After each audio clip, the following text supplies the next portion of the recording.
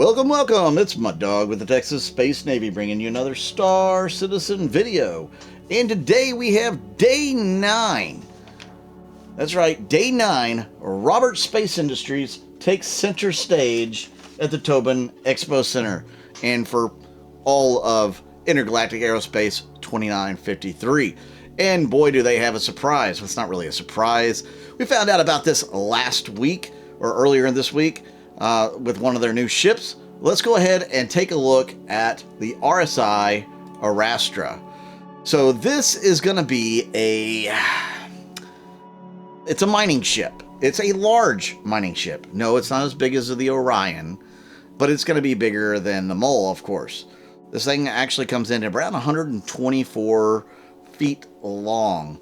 And it's about 60 some odd, meters long. And it's about 60 some odd meters, 61 meters, something like that wide. So think of a very large soccer field or football pitch if you're from overseas. This thing is the size of a extremely large, not extremely large. Some soccer pitches could be 80 meters long or wide rather. But, you know, it's pretty good. Pretty good size soccer pitch. It's a soccer pitch ship. If it was flat, you could play the game of soccer or even football on the top of the ship. Maybe that's what we're missing. We're missing a stadium ship. CIG, if you watch this, we need a freaking stadium ship where gladiators can do gladiatorial combat, teams can come in and play Sata ball, whatever it is. We need a ship that can do it. What's that? Does that sound good to everybody? Let me know in the comments if you want a stadium ship. Or an arena ship. Anyways, let's get into the Arastra. So it's a deep space mining platform, mining refined. You can tackle the biggest jobs in the farthest reaches of the galaxy with the RSI flagship deep space mining rig. Large-scale operations that would traditionally require a vast multi-ship fleet. Managing troublesome freelancers and dealing with government intervention can now be easily handled by a skeleton crew and one ship, providing the ship or the crew is skilled and the ship is the Arastra. I don't know. That's some serious talk right there. That's some, yeah. A completely self-contained mining platform with habitation for 5, 3 independent industrial mining turrets, an onboard refinery, stout defensive capabilities, and more. The Arastra lets you take on massive operations, however remote. So that kind of defines the ship for you. It's a mobile citadel, a home away from home. The Arastra's expansive accommodations and onboard infrastructure allow your crew to work a job as long as they have to, no matter how large or remote. The massive vessel comfortably accommodates 5 human crew, several ground vehicles, and an entirely self-contained mining operation. You did hear that right, several ground vehicles. You can take on gargantuan jobs, the mining on a massive scale. A trio of a remote-operated rail-mounted mining lasers or turrets allow for flexibility in your setup. Divide and conquer 3 separate jobs at once, or focus your efforts to take on truly enormous endeavors that even corporate mining fleets would find daunting. Now, they did do a video inside Star Citizen this week, and they talked about this, and these mining lasers will actually go all the way through the ship and out the bottom as well. So you're able to use them in all sorts of configurations. Really cool. Fully self-sufficient, so full-scale onboard refinery. No need to ship off raw ore or for processing. The Arastra's onboard refinery puts many dedicated facilities to shame, capable of processing massive quantities of raw ore quickly and efficiently, with minimal intervention from the crew. Eliminate the profit-killing rigmarole of dealing with greedy third parties and let the Arastra do the work. So we could look at, it's got the 3 turrets, which it talks about. And then you have some weapons. It has an array of 12 missiles that can be deployed as defensive measure. It has the refinery.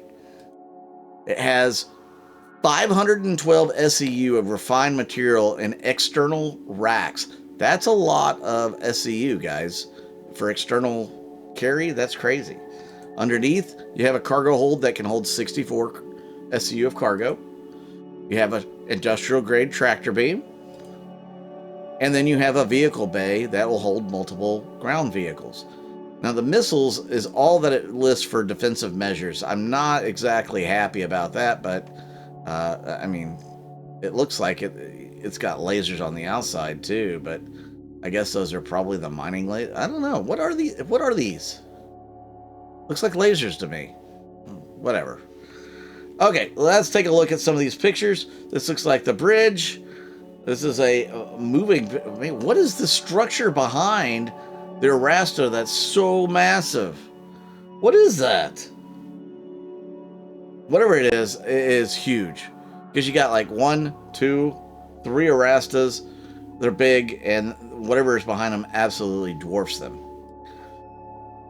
Then you have a space station here with the Arastra flying by. And it's landed at another mining platform. Pretty cool. You can see the scale by looking at the people down here in comparison to the size of the ship. Now, I imagine Starjump will probably have this in their fleet viewer already or pretty soon. And again, you can see the scale of the ship much better through them. And then again, the bridge again. So, technical specs, 3 remote lasers, 1 tractor beam for mining, 64 internal SCU cargo, onboard refining, 512 external storage once you refine the material. 2 small vehicles can fit in the bay. Then it's got, here's the turrets. 3 size 3 remote turrets, 4 times size 3. So it does have some turrets for defense. Thank God. And a crew of 5. And it says you can explore the full RSI Arrastra tech specs in the brochure. So they do have a special insurance offer, because if you're doing non-war bond, you can get the 10-year insurance. But the Arrastra comes in at $525. This is the war bond, and it is the nocturne paint that you can get if you're Chairman's Club. If you're not Chairman's Club and you do war bond, you'll just get the standard version. Now, if you do credits, you're looking at $575 for credits for it. So that is the Arrastra. Let's check out the rest of what Robert Space Industries is offering today. So we start with the Apollo Medevac at $275. So you have the Cuddy Red and the CR8, but this takes it to a next level. The Apollo Medevac is it's a mobile hospital, but it's not the best. I mean, you could put the best bed in there. Let's put that away. So let's just call it a mobile urgent care. That sounds better. Mobile urgent care. And then if you want the triage, it's $250. Now, what's the difference? One of them is going to, I think, have extra armor and guns. The Apollo Medevac is from a TV show, I believe, where the triage is the basic model. So take your pick on which one you want. There's only $25 difference between the two. Then we move on to the Arrastra at $575. That is for the credit version. The war bond version is $525, as we talked about earlier. And then, of course, you can get that special paint job for it as well. The Aurora CL. This is the Aurora starting ships. The CL is a light freight. It's $45. I would not get this at $45 right now. I would just go get the freaking game package. I think you get it cheaper than this. I mean, why get it here if you can get it in a game package for cheaper? That's what I think. But anyways, Aurora ES, $20. This is kind of it's a multi-role ship. They call it a Pathfinder too. It's a starter. It's an Aurora. Aurora LN, which is the Legionnaire version. It's a light fighter. It has more weapons on it than the standard Aurora. $40. Aurora LX, this is the luxury version of it. So you get nicer seats. $35. Aurora MR is kind of like another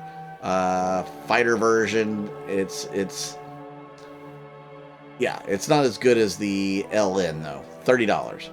Then we move into the Constellation Andromeda. This is a multi-crew ship, and the Andromeda is very much a multi-purpose gunship. So it has a lot of missiles on it, decent cargo space internally, crew of 4. It's got a turret up top, a turret down below, 4 guns for the pilot. It's got 3 chairs on the bridge, and it's got a snub fighter that comes with it, P-52 Merlin. $240. This is a fantastic ship for a small group of people that don't want to have to invest too much and still play the game. I mean, what, $60 a person, something along those lines, and you guys can get the Constellation Andromeda to fly around. Then you got the Aquila, $315. This is the exploring version of the Constellation, so it's designed to go on more long-distance exploration and searching out new systems and whatnot. It's got a scanning package, missing one of the turrets for that scanning package, but it still does have the 4 main guns and the bottom turret as well. And that also comes with a P-52 Merlin as well, and about the same kind of cargo area as the Andromeda. Then we get to the Constellation Phoenix. This is the luxury version, $350. This is for VIP transport. It's really swanky on the inside. Kind of cramped for too many VIPs, but definitely enough space for people to have a comfortable existence on board. At one point, this was going to be kind of a smuggler ship slash command and control ship, but CIG kind of went back on that and just made it luxury touring. You can get a hot tub and a piano in there. It's got a smuggler's compartment and a kind of like a hidden hangar area down below for cargo and stuff. This one does not come with a P-52 Merlin. It comes with a P-72 Archimedes, which is a more luxury, they call it kind of a racer for that series of snub craft. But it comes with 4 size 1 guns and could be a lot of fun and fight. But again, it's not going to make a huge difference. This one originally was planned to have better shields, better guns than the other Connies, but they kind of backtracked on that as well. You Phoenix owners know what I'm talking about, especially guys from the early on times. $350 for that one. Then we have the Connie Taurus, which has the special upgrade offer with it. $200 for this one. It is all transport all day. So there's no snub fighter. That spot's been removed for extra cargo space. So it's got an increased cargo hold for you to carry the extra cargo. And that's its whole role. Then we have the Galaxy, which is going to be a modular multi-purpose ship. This one is pretty new. I'm really surprised they have it on sale. They don't usually put the newest ships back on sale after having them on sale just, the previous month. But $380. You can also get the cargo module for $70, the med bay for $90, or the refinery module for $80. So this is the base model at $380, and then you'll want to choose a module that you want to put in it as well, or all of them. You could get all of them as well. So just keep that in mind, which ones you may want to get. But it's capable of doing several different tasks, and it's got some firepower too. To me, it looks cool. I like the Galaxy. I think it looks really cool. I do have one in my hangar. Then we have the Lynx Luxury Rover. That comes with the Phoenix. It's designed specifically for the Phoenix to give more of a business class, business first class type experience in a rover. So you'd like land in your Phoenix and transport your VIP over to whatever station they're going to, or wherever they're going for a meeting, or maybe they're just going sightseeing. You can see that it has the big windows here to go sightseeing on with. Then we have the Mantis at $150. This is the ultimate ship right now, anyways, for quantum dampening and pulling people out of quantum, that quantum inertial dampener, etc. This is the ship to do it. It's the only one that can pull people out of quantum, but you can also keep people from going into quantum to get away from you, as long as you keep it within a certain distance of those ships. Now, I will tell you, this ship sucks in a fight. So if you're pulling people out of quantum, you better hope that you have a good enough backup to take care of business when those ships come after you, because you're not going to be able to withstand or fight even an Aurora in this thing. So just keep that in mind. Again, this is probably something more that pirates are going to use, but I could see certain orgs using it in certain situations as well. Then you have the RSI Orion, which is going to be the absolute biggest, most massive mining vessel in the game. I believe it started at $350 originally. It's gone all the way up to $650. This thing is going to be a beast. It's going to be able to tackle the largest asteroids, I believe, and just crunch them up, and you'll be able to mine and refine. You see all these cargo pods here, so you're going to be able to store that material there and go off and sell it later on, or use it if that's, maybe you're using it for component stuff, who knows. But $650, that's a lot, but this ship is big. It's really big, and it's going to be very valuable. It's going to be the king of mining. Then one of my favorite ships, if not my favorite ship, which I know that's horrible to say considering it's not even in the game yet, but I absolutely love the idea of the Perseus. This thing has lore with it. I mean, it's got a storied history. Only 3 crew needed. It has 4 size 7 guns on it. It's got something like 4 size 4 defense turrets as well. It's got a cargo bay for 50 SEU of cargo, or an Ursa rover. I mean, this thing is a cool ship. It also has torpedoes. It can fire like, I think, what, size 4 torpedoes or size 5 torpedoes, something like that. Missiles. I don't know. It's one of those. But yeah, this thing is all combat. It's all badassery. You can see it flies through this hammerhead that it just chopped in half. If you haven't seen Star Jump's video with this Perseus in it, you're missing out. I love the Perseus. I think it's probably one of the coolest combat ships out there, especially because of the history behind it. $675 for that ship, and only need a crew of 3. Now, on the other end of that, you have the Polaris. Again, this is an extremely popular ship. Very much going to be a command and control ship for mini orgs. It's going to be their flagship. It's going to have a crew of about 15. It does have a fighter bay, so that you can house at least 1 fighter in there. And it has a slew of size 10 torpedoes. I think you can fire like 40 size 10 torpedoes. So this thing is going to be the bane of all capital ships if it's not taken care of, kept at bay, kept an eye on, whatever you want to call it. This thing is going to be nasty when it comes to going against other capital ships, especially if it gets the jump on somebody. $750 for it.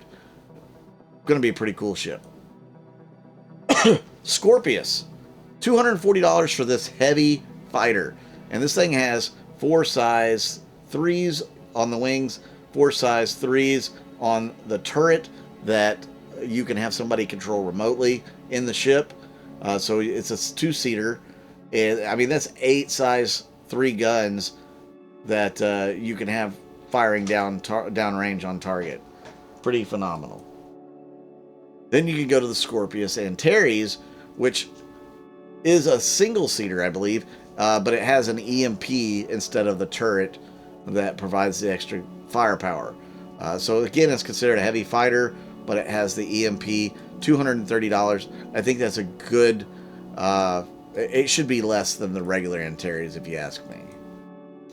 Then we go to the Ursa rover, the Andromeda and the Aquila. I think both get the Ursa rover when you buy those ships.